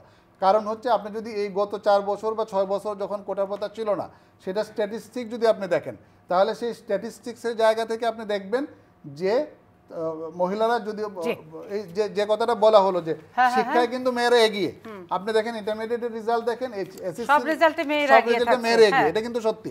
কিন্তু চাকরির ক্ষেত্রে বিভিন্ন কারণ থাকে, আপনারা জানেন। মেয়েদের বিয়ে হয়ে যায়, মেয়েদের একটা সংসারের দায়িত্ব নিতে হয়, মেয়েরা এমনিতেই একটু পিছিয়ে থাকে, তারপর চাকরি করতে গেলে বিভিন্ন বাধার সম্মুখীন হয়, যার ফলে দেখা যাচ্ছে যে তার জন্য কোটা প্রথা থাকলে তার জন্য সমতা নিশ্চিত তার করা মানে কোটা সংস্কার করে হলেও থাকা উচিত। ডেফিনেটলি থাকা উচিত, ডেফিনেটলি থাকা উচিত। এবং এটা আন্দোলনকারী যারা তারাও বলছে কোটা থাকা উচিত, কিন্তু সংখ্যা কত তারা বলতেছে 5, 10, 15। নুরুল হক নূরের সেদিন বক্তব্য শুনলাম, সম্ভবত চ্যানেল আই অথবা এটিএন, আমি জানি না কোনটা। ওদের তো সংস্কার সে ছিল দিয়েছে। 10%, ঠিক সেই আছে, সময় ওরা তো তারা বলছিল 10% 10, বলছে, আর কিন্তু এখন যারা বলছে তারা 5, তারা বাতিলে, হ্যাঁ। 5। তো এটা কম বেশি সেটা সরকার নির্ধারণ করবে অথবা আদালত কিন্তু নির্ধারণ কোটা করবে। সংস্কার কিন্তু বা আপনি থাকতে যার হবে কাছে কোটা। দাবি করছেন, হ্যাঁ, হ্যাঁ, হ্যাঁ। আপনি হয় আদালতের কাছে দাবি করছেন নয়তো অথবা সরকার। সরকারের কাছে দাবি জি। করছেন। সরকারকেই বলতেছেন সরকার অবৈধ, শেখ হাসিনা অবৈধ, আপনি আদালতকে বলতেছেন তার প্রতি আস্থা নাই, তো আপনার দাবি করার দরকার কি? যেটা বলেছে যে পাকিস্তান সরকারের কাছে দাবি করেন অথবা ইউরোপিয়ান ইউনিয়নের কাছে জি, দাবি করেন, রাকিব, জাতিসংঘের রাকিব, কাছে ধন্যবাদ। জি। যে সরকারকে আপনি মানবেন না, যে আদালতকে আপনি মানবেন না, তো তার কাছে দাবি করার দরকারটা জি। কি? আমি তো বলি, তো আমরা পাকিস্তান কিংবা অবৈধ সরকার কাছে দাবি করে তো দাবি আদায় হবে না। আমরা একটা বিষয় শুধু বলছি, রেলের ট্রানজিট দেওয়া হয়েছে, এটি জনমত জরিপ করে দেখার অনুরোধ রইল, কিংবা একটু সাধারণ জনগণের সাথে মেলামেশা করে একটু অনুরোধ জানালো এটি কতটা দেশ বিরোধী। কথা বলার মতো শক্তি সামর্থ্য নাই, কথায় কথায় পাকিস্তান, তো ভারতকে একটা চুক্তি করে আসলো, সেই চুক্তি জনবিরোধী এবং সারা বাংলাদেশের সাধারণ জনগণ এর এগেনস্টে। সেখানে একটা চুক্তি, তার এগেনস্টে কথা বলার নেই, উলট পালট ভাবে বলে পাকিস্তানের সাথে কি আমি দাবি করব। আচ্ছা ঠিক আছে, বলছেন আপনার দল যে বলার সুযোগ আছে, বলছেন। না না না, দল যে খালেদা জিয়ার মুক্তি দাবি করে সরকারের কাছে, না না না, সেটা কি বৈধ না অবৈধ? কোনটা? খালেদা জিয়ার মুক্তি দাবি সরকারের কাছে করা হচ্ছে, এটা কোন সরকারের কাছে করা হচ্ছে? আমি দুইটি বিষয় স্পষ্ট করছি। বিগত 15 বছর এই দেশে একটি ভোটারবিহীন অবৈধ সরকার ক্ষমতায় রয়েছে, এটা স্পষ্ট করছে, এটা আমাদের আনুষ্ঠানিক স্পষ্ট বক্তব্য। এইটুকু নিয়ে আমাদের পলিটিক্সটা করছি। হ্যাঁ, আমাদের এটুকুই রয়েছে। 2 নাম্বার হলো কোটা নিয়ে আমি স্পষ্ট বক্তব্য দিচ্ছি। কোটা নিয়ে আমাদের ছাত্রদলের পক্ষ থেকে স্পষ্ট বক্তব্য। এখানে সাধারণ যে জেনারেল স্টুডেন্টদের যে আন্দোলন, একটি বৈষম্য বিরোধী ব্যানারের যে আন্দোলন, সেখানে আমাদের সর্বাত্মক সমর্থন রয়েছে ছাত্রদলের পক্ষ থেকে, এবং আমাদের যারা রানিং স্টুডেন্ট রয়েছে তাদের অংশগ্রহণ রয়েছে। কিন্তু সাংগঠনিকভাবে আমাদের সামান্যতম কোনো তৎপরতা নেই, কারণ এটা জেনারেল স্টুডেন্টরা চাচ্ছে যে তাদের মতো করে তারা আন্দোলন করবে, এবং আমরা আশা রাখি এখানে তারা অবশ্যই এখানে তাদের যে যৌক্তিক দাবি সেটা মেনে নেওয়া হবে। কিন্তু জনদুর্ভোগ যে হচ্ছে সেটা দেখতে হবে না? অবশ্যই না, এটা তো আরো এই পর্যন্ত আসার কথা ছিল না। তো এটা 2018 সালে একটা নিষ্পত্তি হয়েছে। এই বর্তমান যিনি ক্ষমতায় রয়েছেন তিনি তো 2018 সালেই তিনি এটা নিষ্পত্তি দিয়েছেন। কিন্তু হঠাৎ করে এই সময় এসে যখন ভারতকে ট্রানজিট দেওয়া হলো, এই দেশে দেওয়া হচ্ছে, এবং 28 তারিখে এটার উদ্বোধন একটা হবে আর কি, আপনার টেস্ট পরীক্ষামূলকভাবে এই ট্রেনের চলাচল শুরু হবে আর কি। তো সেটা নিয়ে আপনারা আন্দোলন করেন না? আমরা তো করবো, আমরা তো আমাদের দলের পক্ষে আন্দোলন করার মধ্যেই রয়েছে। হ্যাঁ, কিন্তু আমি বলছি যে এই সব ইস্যুর মধ্যে হঠাৎ করে এই কোটা ইস্যুটা বাতিল, মানে আবার পুনর্বহাল করে যে এইটা আসলো, এটি একটি গভীর ষড়যন্ত্র অংশ হিসাবে সাধারণ জনগণ থেকে আমি তাদের কথাগুলো বলছি, এবং যারা স্টুডেন্টরাও বিভিন্ন কারণে যে এই সময় এসে যে এইভাবে আবার কোটা পুনর্বহাল। আচ্ছা, আমি আমার আনুষ্ঠানিক বক্তব্য দিলাম যে ছাত্রদলের এখানে ন্যূনতম কোনো সম্পৃক্ততা নেই। ওকে, শেষ। এখন আরেকটি বিষয় আমি আপনাকে বলি যে মানে সাদ্দাম হোসেন এত সুন্দর করে গুছিয়ে কথাগুলো বলে মিথ্যাচার করে, না না না না, আমি বলি না। এখানে আরেকটি বিষয় আমি আপনাকে বলি যে নেক্সট টাইম আমি অনুরোধ জানাচ্ছি, 2 জন আওয়ামী লীগের সাথে একজন তো এসে তো পারা যায় না, ঠিক আছে? আমি আমি কার বক্তব্য দেব? প্রথমে সাদ্দাম হোসেনকে বলি, মানে আপনাকে তো যুদ্ধ করতে হবে। না না, সেটাই। হ্যাঁ, আমরা যুদ্ধের মধ্যে রয়েছি, কিন্তু 2 জন যখন একই সুরে মিথ্যাচার করে কয়জনের জবাব দেব একটু বলি। এটাই তো পলিটিক্স। সাদ্দাম হোসেন বললেন যে প্রফেশনাল আন্দোলনকারী, একটা সুন্দর ওয়ার্ড। তো এই প্রফেশনাল আন্দোলনের সাথে আমাদের আমার ব্যক্তিগতভাবে কোনো প্রফেশনাল আন্দোলনের বলে আমি কাউকে চিনি না। এখানে যারা নেতৃত্ব দিচ্ছে, আমি ব্যক্তিগত যতটুকু জানি এখানে ছাত্রলীগের বেশ কিছু ইনভলভমেন্ট রয়েছে। ছাত্রলীগের যারা বিভিন্ন হল পর্যায়ে নেতৃবৃন্দ রয়েছে, বিশ্ববিদ্যালয় পর্যায়ে, তারা এই আন্দোলনের নেতৃত্বে রয়েছে। হ্যাঁ, এখানে আবার প্রফেশনাল আন্দোলন কারা হয়ে গেল বিগত সময়ে, কারা এই জেনারেল স্টুডেন্ট, যারা first year, second year, third year, তারা কবে কোথায় আন্দোলন করলো, প্রফেশনাল আন্দোলনকারী হয়ে গেল, তারা মাঠে আছে, বাকিরা চলে গেছে। তো এই বিষয়টি একটু অনেকগুলো প্রশ্ন উঠে কেন যে কেন বলা হচ্ছে কোটা আন্দোলনের উপরে আপনারা ভর করছেন, যেহেতু আপনারা সমর্থন দিচ্ছেন, যেগুলো পাবলিক ইস্যুতে সমর্থন রাজনৈতিক দল দিতেই পারে, কিন্তু যখন এটা আদালতের বিষয় তখন মনে হয় কি কেন এটাকে উস্কে দিয়ে রাজপথে আনছে অনেক দল। না সমাপ, আমি আপনার কথা বলি, এগুলো কথা মানে কিছু যেগুলো দেওয়ার মতো সেগুলো দিচ্ছি, কিন্তু এই ধরনের যেটা আওয়ামী লীগের সাধারণ সম্পাদক প্লাস আমাদের সভাপতি, ছাত্রলীগের সভাপতি, তারপর অন্যরা, এগুলো তো পলিটিক্যাল বক্তব্য, এটা তারাও জানে। এগুলো এমনি বলতে হয় যে আমরা ভর করি, আমরা কারোর উপর ভর করে এই 15 বছরে কি করছি, কারোর উপর ভর করে? আমরা তো আমাদের মতো লড়াই সংগ্রাম চালিয়ে যাচ্ছি। সফল কখন হবে সেটা সময় বলে দিবে। আমরা তো আমাদের মতো, কার উপর কোথায় ভর করলাম আমরা? বরং এই বাংলাদেশের সকল জনগণ জানে যে প্রতিবেশী রাষ্ট্রের পুরোপুরি সহযোগিতায় এই দেশে একটি সরকার ক্ষমতায় রয়েছে। সেজন্য এই আবারও একটি অবৈধ ইলেকশনের পরে, দামি ইলেকশনের পরে বাংলাদেশে রেলের করিডোর দেওয়া হচ্ছে। এটা পরিণতি কী হবে সেটা টাইম উইলসে। আমি শেষ করে দিচ্ছি। 2018 সালে বিসি স্যারের বাসভবন অগ্নিসংযোগ করা হয়েছিল, জ্বালিয়ে দেওয়া হয়েছিল এই আন্দোলনের একটা পর্যায়ে। তো আমি আশঙ্কা প্রকাশ করছি তিনি আজকে যে বক্তব্য রাখলেন যে প্রফেশনাল আন্দোলনে রয়েছেন, বাকিরা ফিরে গেছেন, ছাত্রলীগের সভাপতি যে বক্তব্য রাখলেন, আমি আশঙ্কা প্রকাশ করছি খুব শীঘ্রই হয়তোবা এই জেনারেল স্টুডেন্টের উপর আবারও হেলমেট বাহিনীর মতো কোনো নির্যাতন নেমে আসতে পারে কিনা, আবারও বিসি স্যারের আবার তো বিসি স্যারের বাসা অগ্নিসংযোগ করবে না। এবং স্মরণ করে দিচ্ছি, আজকে 2018 সালের পরে কিন্তু 2024 সালে সেই ঘটনা কোনো শুরু হয়নি, কোনো তদন্ত প্রতিবেদন দেওয়া হয় না, কারা করলো সব কিছু সিসি ক্যামেরা ফুটেজ কিন্তু রয়েছে। পুরো ইউনিভার্সিটি স্যারের, বিসি স্যারের বাসার প্রবেশ থেকে শুরু করে সবগুলো সিসি ক্যামেরা ফুটেজ রয়েছে, কিন্তু আইন শৃঙ্খলা বাহিনী কেউ করে না। অর্থাৎ আমরা যে সন্দেহ করেছি ছাত্রলীগ যুবলীগ করে এটা আন্দোলনটাকে এই করছে, এরকম বড় কোনো ঘটনা তারা ঘটনার হয়তো পায়তারা করছে, সেই কারণে এই ধরনের বক্তব্য আজকে শুনলাম। শেষ করে দিচ্ছি, আরেকটি বিষয় আসেন, আরেকটি মানে প্রতিটি সেন্টেন্সে যদি মিথ্যাচার থাকে। আবেদ আলীটা কে? আবেদ আলী হলো তাদের উপজেলা চেয়ারম্যান ইলেকশন করবে যে তার ছেলে হলো ছাত্রলীগের রানিং এই একটা সম্পাদক, ঢাকা মহানগর উত্তর ছাত্রলীগের রানিং সম্পাদক। তারপরে তিনি সেই 2002 সাল টেনে নিয়ে আসলেন। তো এই ধরনের গুছিয়ে মিথ্যাচারের কোনো জবাব দেওয়ার মতো না, এটা হয়নি। এটা আমি শেষ করে দিচ্ছি। আপনি একটু আগে একটা কথা বলে ফেলেছেন, কিন্তু তিনি তার জবাব দেবেন না। না না না, সেটাই যে এই 15 বছরে কয়জন আবেদ আলীকে তারা ধরেছে? যখন মিডিয়াতে চলে আসে তখন তারা বাধ্য হয়। তো এরকম আবেদ আলী 15 বছরে 15 জন ধরলেও তো আপনি বলতে পারতেন যে হ্যাঁ আমরা 15 জনকে ধরেছি, একজনকে ধরতে পারেন নাই। কিন্তু এত এত অপকর্ম করা হয়েছে, অল্প অল্প করে ফাঁস হচ্ছে। কিন্তু যেদিন বাংলাদেশে গণতন্ত্র ফিরে আসবে সেদিন গণবিস্ফোরণ করবে, মানুষ অবাক হয়ে দেখবে যে এই দুর্নীতি কাকে বলে। তবে ইতিমধ্যে একটি বাংলাদেশের, আপনি জাতিসংঘের কথা বলেন, জাতিসংঘ তো দেশ নেত্রী বেগম খালেদার মুক্তি চেয়েছে, জাতিসংঘ এই দেশের নির্বাচন ব্যবস্থা নিয়ে প্রশ্ন তুলেছে, বারবারই করেছে। সেগুলো কি আপনাদের কিছু হয় না? আমি শেষ করে দিচ্ছি। তো সেই বাস্তবতায় আমি আবারও আহ্বান জানাবো যে আমরা ছাত্র সংগঠন, ছাত্রদলের এবং ছাত্রলীগের যে রাজনীতি, আমরা চাই যে আমরা যেন সক্রিয়তা নিয়ে এই দেশের পক্ষে, বাংলাদেশের স্বাধীনতা সার্বভৌমত্বের পক্ষে এবং জেনারেল স্টুডেন্টদের যে যৌক্তিক দাবিগুলো থাকে সেই বিষয়গুলোতে যেন আমরা করি। এবং আমি সর্বশেষ একটি দাবি করছি, দাবি বলতে যে ছাত্রলীগও যেন এই দাবিতে সোচ্চার থাকে। এই বাংলাদেশের যেভাবে যে সরকারি ক্ষমতায় থাকুক না কেন, অবশ্যই জিডিপির আপনি অন্য কোনো ভুল ব্যাখ্যা দিবেন না। কারণ 2006 সালের যে অর্থনীতি, 2024 সালের অর্থনীতি সেম। 2024 সালে $1 ইজ ইকুয়াল টু কত টাকা? 2024 সালে $1 ইজ ইকুয়াল টু কত টাকা? আমরা এইসব নিয়ে আবার কথা বলবো। সেই বাস্তবতায় আরো কথা বলবো আমরা। জাতীয় বাজেটে এই শিক্ষা ক্ষেত্রে আমাদের বরাদ্দটা অবশ্যই বাড়াতে হবে। আমরা কোটা নিয়ে কথা বলছিলাম এবং শেষ করে দিচ্ছি, এবং বাংলাদেশের যে শিক্ষাক্রমের যে পরিবর্তন, আমি পজিটিভ ওয়েতেই কথা বলছি, এবং বাংলাদেশের যে শিক্ষাক্রম, শিক্ষানীতি হয়েছে আগে, কিন্তু শিক্ষাক্রমটা তারা বারংবার পরিবর্তন করা হচ্ছে, এটা কোনো ইন্টেনশনালি করা হচ্ছে। এবং পরীক্ষা ব্যবস্থা এমন জায়গায় নিয়ে যাওয়া হচ্ছে, মোবাইল দেখে দেখে পরীক্ষা দেওয়া যায় এবং বলে যে না এটাও নাকি পরীক্ষার অংশ।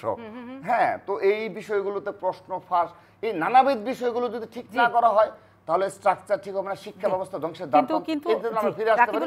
সেক্ষেত্রে আমরা বাংলাদেশের সকল ছাত্র সংগঠনকে এখানে আপনাদের খুব স্ট্রং ভূমিকা আমাদের রাখতে হবেই, তা না হলে এই তরুণ প্রজন্ম মেধাহীন জাতিতে পরিণত হবে। খুবই ভালো কথা শেষে এসে লাগলো যে দেশের ভবিষ্যতের জন্য সকলকে, সব ছাত্র সংগঠনকে একটা সৌহার্দ্যপূর্ণ সোচ্চার হতে হবে। একটা খুবই, এটা হচ্ছে সবচেয়ে পজিটিভ কথা, এমনটাই হয়তো সকলেই শুনতে চায়। কিন্তু যেটা নিয়ে আমরা কথা শুরু করেছিলাম, কোটা বাতিল না সংস্কার, সেটা নিয়ে কিন্তু আইনজীবী আছেন, তিনি কিন্তু বলেছেন বাংলাদেশের প্রেক্ষাপটে কোটা বাতিল না, সংস্কার হয়ে রয়ে যাওয়া দরকার। সংস্কার মানে বাতিল না, প্রয়োজন আছে এদেশে এখনো কোটা। জি জি, কিন্তু আমি এই বিষয়ে শুধু বলবো, আপনি প্রতিবেশী ভারতের যে বাস্তবতা, সেখানে যে অনেকগুলো অনগ্রসর রাজ্য রয়েছে, যেগুলো এক একটা রাজ্য বাংলাদেশের সমান, সেখানে অনেক দরিদ্রপীড়িত মানে এবং শিক্ষা অনেক রয়েছে। কিন্তু বাংলাদেশের যে বাস্তবতা এখানে, হ্যাঁ এখনকার বাস্তবতায় আপনি হয়তোবা আবারও চলে যায় সে 15 বছর শাসন, আমি সেদিকে আর গেলাম না। হ্যাঁ হ্যাঁ, আমাদেরকে সেই এই বাংলাদেশের প্রেক্ষাপটে এখন খুব বেশি কোটার প্রয়োজন রয়েছে বলে, আসলে বাস্তবিক অর্থে প্রয়োজন নেই বলে আমি মনে করি। কারণ আপনি স্বাধীনতা, মুক্তিযুদ্ধ কোটার তো কোনো প্রয়োজনই নেই, এটার আমি ব্যক্তিগতভাবে মুক্তিযোদ্ধাদের সম্মানও দিতে হবে না। আমি শেষ করে দিচ্ছি, আপনি সম্মান দিতে চান, 30 লক্ষ শহীদ যারা হয়েছে তাদেরকে সম্মান দেন, তাদের ফ্যামিলি খুঁজে বের করুন, তাদেরকে সম্মানিত করুন। এটা তো আমরা তাদের সাথে প্রতারণা করছি এক ধরনের। 30 লক্ষ শহীদ যারা আমরা বারবার বলি যে, এবং বিশেষ করে আওয়ামী লীগ বেশি বলে, এটা কারণ হলো তারা স্বাধীনতা মুক্তিযুদ্ধকালীন সময়ে তারা একমাত্র রাজনৈতিক দল ছিল, তাদের দায়িত্ব আর শতগুণ বেশি যে কারা 30 লাখ শহীদ পরিবার কারা, তাদেরকে আপনি মূল্যায়ন করুন, তাহলে আমরা আরো অ্যাপ্রিসিয়েট করব। পুরো সমগ্র ছাত্র সমাজ, সাধারণ জনগণ সবাই আপনাদের অ্যাপ্রিসিয়েট করবে। কিন্তু এই 15 বছরে আপনারা বলুন যে কতজন এই শহীদ মুক্তিযোদ্ধাকে খুঁজে বের করেছেন, কিংবা তাদেরকে এই জাতির, কিন্তু রাকিব সবকিছু 15 বছরে আসতে হবে কেন? রাকিব 21 বছর আপনারা ছিলেন, আপনারা কি খুঁজে বের করেছিলেন?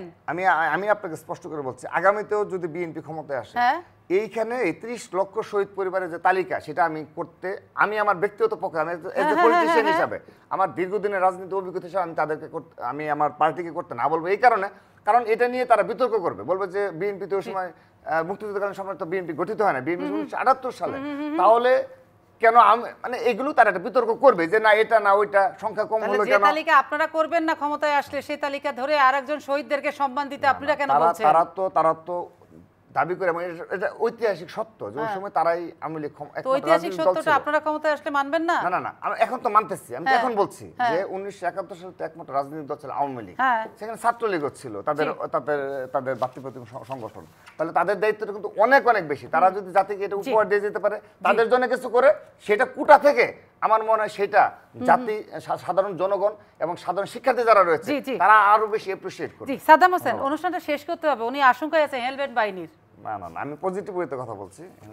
দেখুন আজকে সব মিলিয়ে কোটা ইস্যু নিয়ে আলোচনা করতে এসে 5% কোটা ইস্যু নিয়ে আলোচনা হয়েছে, আর অবৈধ বলে মুখে ফেনা তুলতে তুলতে 95% প্রয়োজনীয়তাই নেই বলছেন ওনারা, এবং যে ধরনের কনস্পিরেসি থিওরি দিচ্ছিল উনি গোয়েন্দা উপন্যাস লিখলেই ভালো হতো, যে তাহলে তো সরকারের ফাঁদেই কি তাহলে আন্দোলনকারীরা পা দিল, যে আজকে আরেকটি বিষয় লুকানোর জন্য আজকে এখানে আন্দোলনে কৃত্রিম আন্দোলন তৈরি করা হয়েছে, আর কৃত্রিম আন্দোলনকে তারা সমর্থন দিচ্ছে। আমি আসলে বিষয়টা ঠিক বুঝে উঠতে পারছি না। আর আমরা যেটি মনে করি সেটা হচ্ছে যে, এবং ভারতীয় বিষয় নিয়ে বলা হলো, তার মানে তার থিওরি অনুযায়ী আমাদের ইউরোপের কোনো দেশই আর স্বাধীন নেই, ইউরোপের প্রত্যেকটি দেশই অন্য কোনো দেশের পুতুল রাষ্ট্র, কারণ সেখানে পারস্পরিক যোগাযোগ কানেক্টিভিটি অনেক বেশি সম্প্রসারিত হয়েছে। এবং আমরা জানি যে যারা কথা বলছে তারা ভারতে গিয়ে তৎকালীন প্রধানমন্ত্রী খালেদা জিয়া গঙ্গা চুক্তি নবায়নের কথা ভুলে গিয়ে দেশে এসে গঙ্গা চুক্তির কথা তো ভুলেই গেলাম, এই কথাগুলো আমরা দেখেছি। যখন পার্বত্য শান্তি চুক্তি 1997 সালে হয়, তখন তিনি বলেছিলেন ফেনী থেকে, যেই ফেনী থেকে তিনি এমপি ছিলেন, সেই ফেনী থেকে নাকি পার্বত্য চট্টগ্রাম পর্যন্ত আমাদের ভারতের অংশ হয়ে যাবে। সাবমেরিন কেবল একটা আধুনিক, আমাদের বিশেষ করে প্রযুক্তির অগ্রগতির জন্য অনেক বেশি প্রয়োজন, সেই সাবমেরিন কেবলে নাকি আমাদের দেশের নিরাপত্তার তথ্য পাচার হবে, এবং সেই বিএনপি জামায়াত সরকারের সময় এই সাবমেরিন কেবলে আমরা সম্পৃক্ত না হওয়ার কারণে প্রযুক্তিগতভাবে অনেক পিছিয়ে আমরা রয়েছি, যে কারণে এই যে এইসব বিষয়গুলো তারা সবসময় উচ্চারণ করে, কনস্পিরেসি থিওরি দেয়, এবং জনগণের সার্বভৌমত্ব, জনগণের আত্মমর্যাদা সব কিছুকেই ঠুনকো মনে করি শুধুমাত্র ক্ষমতায় যাওয়া, এবং ক্ষমতায় যাওয়ার জন্য প্রকৃষ্ট কোনো পন্থা নয়, গণতান্ত্রিক প্রক্রিয়া নয়, সাংবিধানিক প্রক্রিয়া নয়, এই পেছনের দরজা দিয়ে ক্ষমতায় আসার প্রবণতা, এটি সবসময়ই তাদের লক্ষ্য হচ্ছে। এবং এটি তিনি কিন্তু আজকে ছাত্রদলের সভাপতি হিসেবে এটি প্রমাণ করেছেন যে কোটা ইস্যু সমাধান করা, শিক্ষার্থীদের দাবি পূরণ করা এটি নয়, এখান থেকে কিভাবে রাজনৈতিক স্বার্থ হাসিল করা যায় সেটাই তাদের মূল লক্ষ্য, এবং এই মূল লক্ষ্য তাদের থাকার কারণেই আজকে ছাত্র রাজনীতিতে জাতীয়তাবাদী ছাত্রদল সম্পূর্ণ অপ্রাসঙ্গিক হয়ে গেছে। বাংলাদেশ ছাত্রলীগ বিদ্যমান সমস্যার একটি যৌক্তিক ন্যায়সঙ্গত সমাধান করার জন্য অবশ্যই কাজ করবে, এবং অবশ্যই আমরা কিন্তু মেধাভিত্তিক কর্মসংস্থান, অনগ্রসর জনগোষ্ঠীর প্রতি আমাদের দায়বদ্ধতা, সাংবিধানিকভাবে আমাদের যেসব রক্ষা কবচ প্রয়োজন রয়েছে, এবং আগামী দিনে 2041 সালে 2050 সালে আমাদের দেশকে আমরা কোথায় দেখতে চাই, আমাদের যেই পাহাড়ে সমতলে যেসব অনগ্রসরতা রয়েছে, প্রান্তিক এবং মেট্রোপলিটনের মধ্যে যে অনগ্রসরতাগুলো রয়েছে, নারী পুরুষ বা আমাদের জেন্ডারের ক্ষেত্রে যে সমতাটার প্রয়োজন, সার্বিক বিষয়ের আলোকে আমরা মনে করি যে এটির একটি সুরাহা হওয়া প্রয়োজন। এবং আমরা কিন্তু সুস্পষ্ট হয়ে বলছি যে মব জাস্টিস নয়, একটা কনস্ট্রাকটিভ পলিসি অ্যাডভোকেসির মাধ্যমে সমস্যাটির সমাধান হোক, এবং সেটির মাধ্যমে শিক্ষার্থীদের প্রত্যাশা পূরণ হবে বলে মনে করি। অ্যাডভোকেট মঞ্জুরুল হক, আমাকে অনুষ্ঠান শেষ করতে হবে, শেষটা অবশ্যই আপনাকে দিয়ে শেষ করতে হবে, কারণ আদালতই শেষ কথা। ওকে, আদালত যেহেতু শেষ কথা, আমি শেষের দিকেই থাকি। সবচেয়ে বড় কথা হচ্ছে যে বিষয়টি এমন কিছু হয়ে যায় নাই, হাইকোর্ট ডিভিশনের রায়ের পরে আদালতের প্রসেস হচ্ছে অ্যাপিলেট ডিভিশনে যে কোনো রায় যাবে, এটাই নিয়ম। এখন সাধারণ ছাত্রছাত্রী যারা, তাদের আদালতের প্রতি আস্থা না থাকার কোনো কারণ নেই, কিন্তু এই শব্দটা শেখানো হয়েছে যে আদালতের প্রতি আস্থা না থাকাটা ভালো, এই শেখানোর কারণেই কিন্তু তারা আদালতে যেতে চায় না। এখন আদালতে যদি নাও যেতে চায়, আদালত তো আদালতের সিদ্ধান্ত দিবে, আপিল বিভাগের এটা বলার কোনো সুযোগ নেই আমি মামলাটি শুনবো না, অথবা মামলায় ওই ছাত্রছাত্রীদের পক্ষ আসে নাই সেটা বলার কিন্তু সুযোগ নাই, আদালতে একটা সিদ্ধান্ত দিতে হবে। এখন অ্যাপিলেট ডিভিশনের জন্য সুযোগ আছে, অ্যাপিলেট ডিভিশন আমাদের আর্টিকেল 104 অনুযায়ী একটা কমপ্লিট ডিসিশন কিন্তু তারা দিতে পারে। আমি আইনি আলোচনাটাই করছি, এখন কমপ্লিট ডিসিশন তারা দিতে পারে। তারা কে ডিসিশন দিতে পারে? তারা হাইকোর্ট ডিভিশন যে রায় দিয়েছে সেই রায়টাকে বাতিল করে দিতে পারে, সেই রায়টাকে মডিফাই করে দিতে পারে, এবং ছাত্রছাত্রীরা যাক আর না যাক, তাদের যে বাস্তবতার যুক্তিগুলি আছে সেই যুক্তিগুলি তাদের পক্ষ থেকে আমরাই উপস্থাপন করব। সেই উপস্থাপনের ক্ষেত্রে যদি আদালত মনে করেন, এবং আদালত ডেফিনেটলি মুক্তিযোদ্ধার সন্তান যারা রয়েছেন তাদের বক্তব্য শুনবেন, সবার বক্তব্য শুনে আদালত যে সিদ্ধান্ত দিবেন সেই সিদ্ধান্তটা আমাদেরকে মেনে চলতে হবে, এটাই স্বাভাবিক, আমি মানি আর না মানি। মেনে চলতে হবে, আমার আস্থা থাকুক বা না থাকুক আমার মেনে চলতে হবে। এখন সেই সিদ্ধান্তের বিরুদ্ধে আপনি যদি কথা বলতে চান তাহলে শিক্ষার্থীদের কথা হচ্ছে যে আদালত যদি একবার সিদ্ধান্ত দিয়ে দেয় তাহলে তো আন্দোলন করা যাবে না, এটাও তাদের একটা এক্সপ্রেশন আছে, তাহলে তার আন্দোলন করা যাবে না। তো আমার কথা হচ্ছে আদালত সিদ্ধান্ত দিলেও কিন্তু আদালতে রিভিউ করা যায়। তো আপনার সবসময় কেন আন্দোলন করতে হবে, যেটা আপনি একটা যৌক্তিক আইনগত প্রসেসের মাধ্যমে পাবেন, সেটার জন্য আপনি হুট করে রাস্তায় কেন নেমে যাচ্ছেন? আমি আরেকটা ছোট্ট উদাহরণ দিই, যে বুধবার দিন হাইকোর্ট ডিভিশনের রায় স্টে হলো, এটা নিয়ে যখন আলোচনা চলছে, তখন বৃহস্পতিবার দিন যখন অপারেটিভ পার্ট বের হলো, তখন কিন্তু শোনা গেল যে না, সরকারের হাতে ছেড়ে দেওয়াতে আমরা মোটামুটি হ্যাপি। মোটামুটি যদি হ্যাপি হয় তাহলে তো আন্দোলনেরই দরকার ছিল না। আপনি দেখেন লিগাল প্রসেসটা কোথায় যেয়ে থেমে, কারণ লিগাল প্রসেস তো আপনি আন্দোলন করে কখনোই থামাতে পারবেন না। এটা ইন্ডিয়াতে হয় নাই, ইংল্যান্ডের দুইটা ভালো নাম করা কেসেস আছে যেগুলিতে সিদ্ধান্তিত হয়েছে, এবং ইংল্যান্ডে এত গণতন্ত্র থাকার পরেও সেখানে কিন্তু বলে দেওয়া হয়েছে যে আপনার আন্দোলনের মাধ্যমে মাননীয় প্রধান বিচারপতি যে শব্দটা উচ্চারণ করেছেন, এটাকে আবার অনেকে পলিটিক্যাল বক্তব্য বলার চেষ্টা করেছে। আমি শুনেছি দুই একজনকে টকশোতে বলতে, যে আদালতে যখন বিষয়টি রয়েছে তখন আপনি রাজপথে আন্দোলন করে এটাকে সমাধান করতে পারবেন না। তো এটা কিন্তু ইংল্যান্ডের দুইটা জাজমেন্টের আলোকে এই কথাটা বলা, যে ওখানে ওই ধরনের আন্দোলন হয়েছিল, কিন্তু আদালতে বিচারাধীন বিষয় নিয়ে আন্দোলন করা আদৌ সমীচীন না। এটা আদালতের প্রতি অবজ্ঞা প্রদর্শন করা হয়। আদালতকে আপনি যতই অনাস্থার জায়গা বলেন না কেন, দিন শেষে আপনাকে আদালতের কাছে ফিরে আসতেই হবে। সুতরাং আমার মনে হয় যে দুই একটা বিচ্ছিন্ন ঘটনাকে নিয়ে যে বিচ্ছিন্ন ঘটনাগুলি উনি বলতে চেয়েছেন, যে ওনার যে ক্ষোভের জায়গাটা আছে খালেদা জিয়ার জামিন হয় নাই, খালেদা জিয়া এমন একটা পদে থেকে যদি এতিমের অর্থ আত্মসাৎ করে সাজাপ্রাপ্ত হন, তারেক জিয়া যদি বিদেশে অর্থ পাচার করে সাজাপ্রাপ্ত হন, 21শে আগস্টের গ্রেনেড হামলা করে সাজাপ্রাপ্ত হন, সেই মামলায় তাকে জামিন দিয়ে দেশে আনতে হবে। ওনারা তো বলেছেন তারেক জিয়া বীরের বেশে দেশে আসবে, আসুক, যখন বীরের বেশে আসবে তখন দেখা যাবে এদেশে কি হয়। তারপর হচ্ছে যে কি বলে গণতান্ত্রিক আন্দোলনের যে বাধাটা আসে আমাদের সামনে, সেটা হচ্ছে যে গণতান্ত্রিক আন্দোলন আসে বলেই তো শিক্ষার্থীদেরকে আন্দোলন করতে দেওয়া হয়েছে এই 5 দিন পর্যন্ত। তারা কিন্তু তাদেরকে কোনো বাধাই প্রদান করা হয় না, এবং আদালত থেকে যখন রায় হলো তখনও কিন্তু কোনো বাধা দেওয়া হয় না, তারা তাদের আন্দোলন কর্মসূচি দিয়েছে। এবং আমি মনে করি এখন তারা যে কর্মসূচি দিয়েছে, যে তারা মহামান্য রাষ্ট্রপতির কাছে নিবেদন করবে, আমি মনে করি তাদের অনেকটাই শুভবুদ্ধির উদয় হয়েছে। এটাও ভালো, যেহেতু আমাদের মহামান্য রাষ্ট্রপতি ঐক্যের প্রতীক, সুতরাং মহামান্য রাষ্ট্রপতির কাছে যদি আবেদন করে অবশ্যই তার একটা প্রতিফলন ঘটতে পারে। আমি তাদেরকে অনুরোধ করব যে আদালত যেহেতু তাদেরকে যেতে বলেছে তাদের আইনজীবীর মাধ্যমে, আদালতের সামনে তাদের যে যৌক্তিক কারণগুলি আছে সেগুলি তুলে ধরুক। আমার মনে হয় যে বিষয়টা খুব বেশি মতপার্থক্যের মধ্যে আর নেই। কেন নেই? যে একটা সময়ে যখন কোটা প্রথা ছিল, মাননীয় প্রধানমন্ত্রী বলেছেন কোটা প্রথা বাতিল, তারপর একটা এক্সিকিউটিভ সামারি করে 7 জন সচিব মিলে একটা প্রতিবেদন তৈরি করে কোটা প্রথা বাতিল করা হলো। সেই বাতিলের বিরুদ্ধে হাইকোর্ট ডিভিশন রায় দিল, হাইকোর্ট ডিভিশনের রায়ের বিরুদ্ধে 1 সপ্তাহ পরেই স্থগিতাদেশ হলো, এবং সেই বিষয়টি এখন বিচারাধীন আছে। এখানে আন্দোলনে ফেটে পড়ার মতো, সরকারের প্রতি এত বিতৃষ্ণা দেখানোর মতো কোনো সুযোগ বা পরিস্থিতি কোনোটাই কিন্তু তৈরি হয় না। আপনি বলছিলেন যে আদালতের প্রতি অনাস্থা শেখানো হয়েছে কাদের? আন্দোলনকারীদের। কিন্তু আমার প্রশ্ন, আদালতের প্রতি আস্থা আন্দোলনকারীদের থাকবে কিংবা আদালত ফেরাতে পারবে কিনা? যদি শেখানো হয় অনাস্থা, তাহলে কি আস্থা? অবশ্যই পারবে। আমি আশাবাদী, আমি মনে করি, আমি অপটিমিস্টিক এই ব্যাপারে, যে আদালত যে সিদ্ধান্ত দিবে অবশ্যই শিক্ষার্থীরা সেই সিদ্ধান্তে খুশি হবে বলে আমি মনে করি। কিন্তু তাদেরকে 7ই আগস্ট পর্যন্ত অপেক্ষা করতে হবে। আমি মনে করি এই মুহূর্তে তাদের মহামান্যর কাছে গিয়েছে, আমার কোনো গণপদযাত্রা আছে, হ্যাঁ যেতে পারে, গণপদযাত্রা ঠিক আছে, তারা শান্তিপূর্ণ আন্দোলন ক্যাম্পাসের ভিতরে করুক, আমাদের কোনো আপত্তি নাই, কিন্তু আদালতের সিদ্ধান্ত তাকে মানতে হবে। এখন আদালত যে তাদের বিপক্ষে বা পক্ষে দেবে আমি এটাও বলছি না, আদালত সরকার তারা যেভাবে দাবি করছে সরকারের কাছেও কিন্তু বিষয়টা দিতে পারে, কারণ এখানে আমাদের একটা লিগ্যাল টার্মস আছে, যেটা পলিসি ডিসিশন।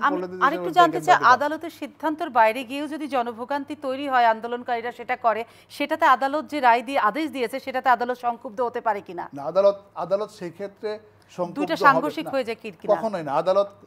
আদালতের ব্যাপারে বলা হয় যে আমরা যতই বলি না কেন, আমরা ফ্রেন্ডের কারণে এই কথাটা আসছে বারবার, আদালতের প্রতি আপনার অনাস্থা আনার কোনো সুযোগ নেই। আপনার আদালত যে বিচার করবে, হ্যাঁ কখনো কখনো আদালতের যে ন্যায় বিচার, সেই ন্যায় বিচার হয়তো কারো মনোভূত না হওয়াই স্বাভাবিক, কিন্তু আদালতের ন্যায় বিচারের প্রক্রিয়াকে আপনি যখন অস্বীকার করবেন একটা রাষ্ট্রে, তখন শুধুমাত্র আপনি রাষ্ট্রের কথা না, আপনি এই ব্যবস্থাটা, শুধু বিচার ব্যবস্থা না বা একটা গণতান্ত্রিক ব্যবস্থা না, আমার মনে হয় যে আপনি ব্যবস্থাটাকে অস্বীকার করছেন। সেখানে আপনি বেঁচে থাকছেন, সেখানে আপনার সব অধিকার আপনি নিশ্চিত করছেন, আপনি মিডিয়াতে কথা বলতে পারছেন, আপনি রাস্তায় আন্দোলন করতে পারছেন, সব জায়গায় আপনার অ্যাক্সেস আছে, আপনি এক কথায় মোটা দাগে বলে দেন আমার অনাস্থা আছে, আমি এটা বিশ্বাস করি না, এটা বিশ্বাস করি না। অথচ সবাই কিন্তু ওখানে বিএনপির যারা আছে, অন্য দলের যারা আছে, সবাই ওখানে প্র্যাকটিস করছে, সবাই আদালত থেকে আদেশ নিচ্ছে এবং সব আবেদন নিবেদন এখানে করা হচ্ছে। কিন্তু মঞ্জু সাহেব, আস্থার জায়গাটা নষ্ট করার সুযোগ গতকাল আগামীকালে যে শিক্ষার্থীরা তারা যে কর্মসূচি দিয়েছে, সেটা থেকে এই কর্মসূচি দেখে কি মনে করছেন যারা এই আন্দোলন প্রকৃত আন্দোলনকারী তারা আদালতের প্রতি আস্থা রেখেছে? আদালতের প্রতি আস্থা তারা রাখবে, কিন্তু আমি মনে করি যে হ্যাঁ, তারা আস্থা রাখার পরেও তারা মনে করে যে যদি আমরা মহামান্যের কাছে একটা অ্যাপ্লিকেশন দিই সেটার হয়তো একটা প্রতিফলন ঘটবে। আস্থা না রাখার কোনো সুযোগ নেই। এটা হয়তো তাদের প্রথমকার বক্তব্য হতে পারে যে তারা কিন্তু কখনো বলে না আদালতের প্রতি আমাদের আস্থা নাই। তারা কিন্তু বলছে আদালতের প্রতি আমাদের সম্মান আছে, রায়ের প্রতি আমাদের শ্রদ্ধা সম্মান আছে। তারা কিন্তু এই কথাটা বলে নাই, উনি যেটা বলছেন তারা বলছেন আদালতের প্রতি শ্রদ্ধা সম্মান আছে। তারা কোনটা বলছেন, যেটা আমি একটু আগে বললাম, তারা বলছেন যে যদি আদালত থেকে এটা সিদ্ধান্ত হয় ওর বিরুদ্ধে আমরা আপিল আন্দোলন করতে পারবো না। আমার কথা হচ্ছে তোমার তো আন্দোলন করার দরকার নেই, অ্যাপিলেট ডিভিশন যদি রায় দেয় সেটার বিরুদ্ধে তোমার রিভিউ আছে, তোমার তো আমরে কিছু হচ্ছে না। এই জাজমেন্টটা এখন পর্যন্ত নন অপারেটিভ।